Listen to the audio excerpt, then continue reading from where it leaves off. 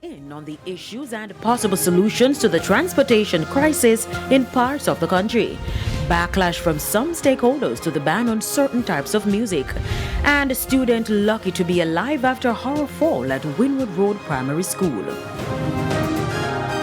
Good evening and welcome to Primetime News. We're live on air and online at onespotmedia.com. I'm Herman Green. And I'm Janella Precious with a preview of what's to come in business news. Here's Andrea Chisholm.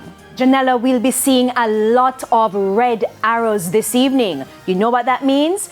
Gas prices are going up, and I'll tell you by how much in the business day. Okay, Andrea with bad news. Red arrows.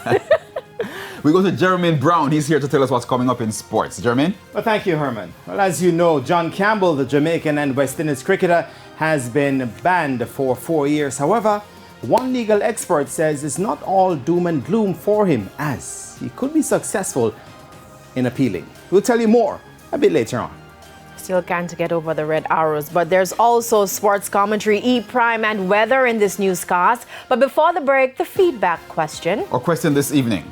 What has been your experience taking public transportation? You can share comments online, facebook.com/television Jamaica, and tweet us at TelevisionJam1. Please stay tuned. Primetime News returns after this break.